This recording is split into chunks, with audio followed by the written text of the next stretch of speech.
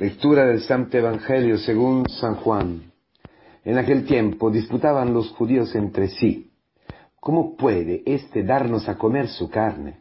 Entonces Jesús les dijo: os aseguro que si no coméis la carne del Hijo del Hombre y no bebéis su sangre, no tenéis vida en vosotros. El que come mi carne y bebe mi sangre tiene vida eterna, y yo lo resucitaré en el último día. Mi carne es verdadera comida y mi sangre es verdadera bebida. El que coma mi carne y bebe mi sangre habita en mí y yo en él. El Padre que vive me ha enviado y yo vivo por el Padre. Del mismo modo, el que me come vivirá por mí. Ese es el pan que ha bajado del cielo, no como el de vuestros padres, que lo comieron y murieron. El que come este pan vivirá para siempre. Esto dijo Jesús en la sinagoga, cuando enseñaba en Cafarnaúm. Hermanos queridos, llegamos hoy a la conclusión de la catequesis mistajógica sobre el sermón, sobre la Eucaristía que Jesús ha hecho en la sinagoga de Cafarnaúm. Y es interesante porque aparece el resultado, el éxito de esta catequesis fue que los judíos disputaban entre sí. La traducción exacta sería peleaban.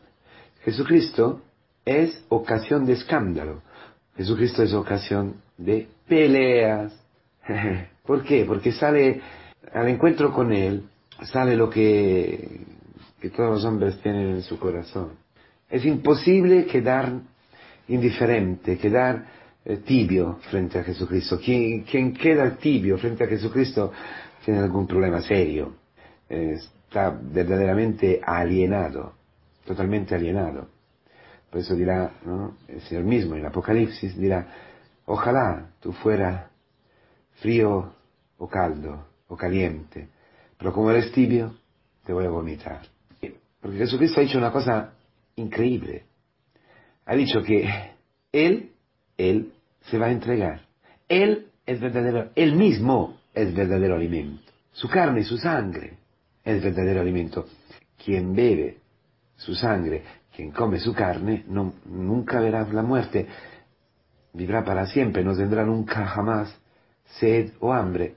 Bueno, hay madres, padres, que dicen a sus niños: te comería por lo guapo que eres, por lo hermoso que eres, ¿no?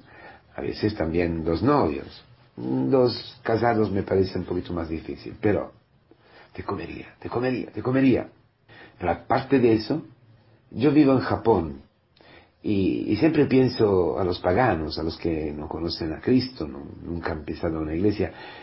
Cuando vienen a la iglesia, a una misa, por ejemplo, y escuchan las palabras de la consagración, ¿qué cosa pensarán? Siempre me lo pregunto, porque a no ser que no se den cuenta de las palabras, pero si escuchan bien, es para quedarse bien asustado. Este es mi cuerpo, esta es mi sangre. ¿Pero qué dice? Que somos antropófagas, comemos la carne de un hombre, somos caníbales. No es así, ¿no? Y yo creo que los judíos, estos judíos, aparte de este tipo de escándalo, es decir, cómo se puede dar de comer la carne, ¿no? Pero es que atrás de esta pregunta, ¿cómo puede Jesús darnos a comer su carne?, hay una pregunta más fuerte aún. ¿Cómo puede una persona llegar a dejarse comer? Ese es el punto fundamental. Ese es el punto fundamental de la catequesis sobre la Eucaristía. ¿Tú crees de verdad que un hombre te ha llegado a amarte hasta dejarse comer por ti? Es que no tenemos experiencia. Nadie se ha dejado comer. Entonces necesitamos una forma. Esa es toda la teología medieval, Santo Tomás de Aquín, ¿no?, para explicar un poquito la Eucaristía. La materia y la forma. La forma necesita una materia para explicarse. Y eso de comer es exactamente lo que más nos ayuda a entender qué quiere decir vivir en Cristo, habitar en Cristo, tomar alojamiento, para decir así, en Cristo, hacer de Cristo nuestra morada, hacer de nuestra vida la morada de Cristo, dejar que Cristo tome su morada dentro de nosotros. La intimidad, hermanos, de esto se está hablando, de la intimidad con Cristo. San Juan de la Cruz canta, y nosotros también en el camino neocatecumenal cantamos muchas veces: amado, amada, en el amado transformada. Esto es el objetivo, ese es el destino de todos nosotros, ese es el cielo, esa es la vida eterna, esta es la vida eterna, amada en el amado transformada, ser transformados, y eso solamente puede ocurrir a través de un sacramento, que es el bautismo, y luego la Eucaristía. Los 3 sacramentos de la iniciación cristiana: bautismo, confirmación y Eucaristía, que era el último que se administraba en la iglesia primitiva. ¿Por qué? Porque después de haber dejado muerto el hombre viejo en el agua del bautismo y haber recibido el Espíritu Santo, el Espíritu vivificador, el Espíritu, el aliento, la vida misma de Dios, entonces podemos pasar a la cámara nupcial, a la habitación nupcial, al lecho de amor, donde el Señor se concede, se entrega completamente a nosotros, y nosotros nos podemos conceder, entregar completamente a Él. Ser una sola carne con Cristo. Eso quiere decir tener vida eterna. Pero no solamente a ratos, sino vivir como nuestra morada. Nuestra vida es la vida de Cristo. Por eso dice, como yo vivo por el Padre, en el sentido que vivo para el Padre, vivo para darle gusto, para Él, para amarle, pero también vivo por medio, gracias a mi Padre. Eso quiere decir, bueno, como yo vivo por el Padre, así quien come de mi carne, quien se une a mí, en una unión íntima, profunda, total, exclusiva, totalizante, el que se une a mí, vivirá por mí. Esto es el cristianismo, hermanos. Esto es la vida cristiana. Esto es un cristiano, Cristo. Cristiano, Cristo. De Cristo. Que pertenece a Cristo. Que piensa las palabras de Cristo. Que vive, actúa como Cristo. Dice San Efrem: la muerte no hubiera podido devorar a Cristo si Él no hubiera tenido un cuerpo, una carne. Ni el infierno hubiera podido tragarle si Él no hubiera estado revestido de carne. Por ello quiso el Señor descender al seno de una virgen para poder ser arrebatado en su ser carnal hacia el reino de la muerte. Así, una vez que hubo asumido el cuerpo, penetró en el reino de la muerte, destruyó sus riquezas y desbarató sus tesoros, porque la muerte llegó hasta Eva, la madre de todos los vivientes. Entonces, eso es que como el admirable hijo del carpintero llevó su cruz a las moradas de la muerte, que todo lo devoraban, y condujo así a todo el género humano a la mansión de la vida.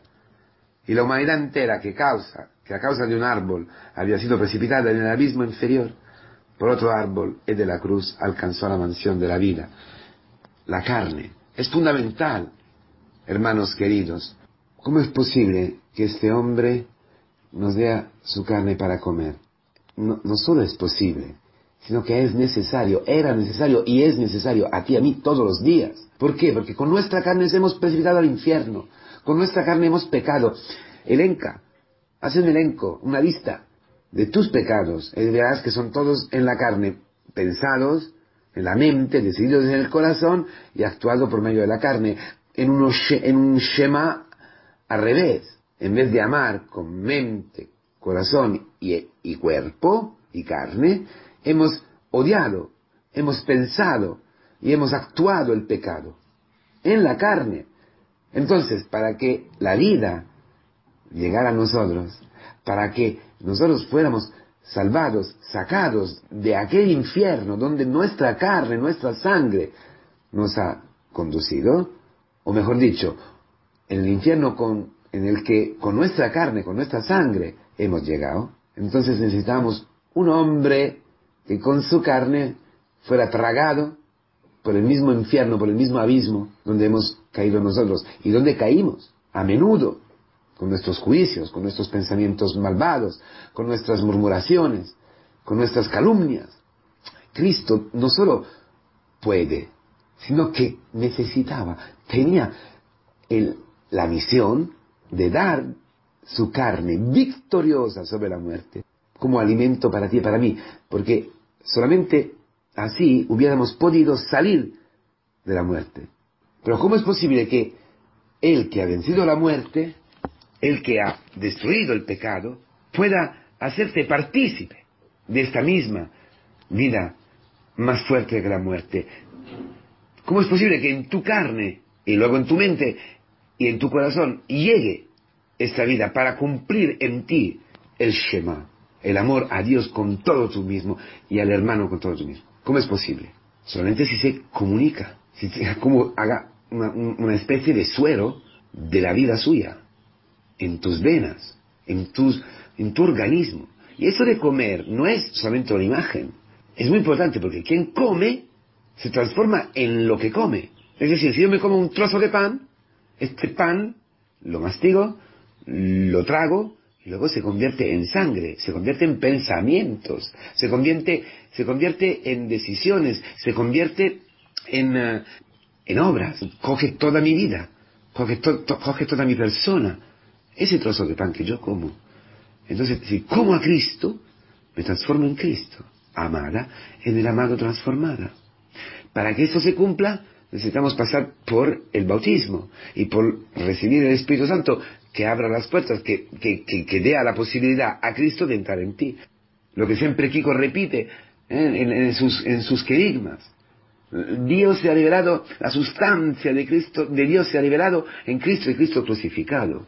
Esto es la sustancia que se entrega completamente a ti, se da completamente a ti, y tú eres una sola cosa con Él. Pero eso no es solamente una cosa mística, en el sentido, tú y Cristo y punto. No. Es que eso se cumple, se realiza en la comunidad cristiana, en el misterio grande, dice, el misterio nupcial está en referencia a Cristo y a su iglesia, y viviendo con los hermanos que comen y se nutren del mismo cuerpo, de la misma sangre, y son una cosa contigo, una cosa profunda, verdadera. Por eso sus sufrimientos son tus sufrimientos, sus gozos son tus gozos, sus problemas económicos son tus problemas económicos.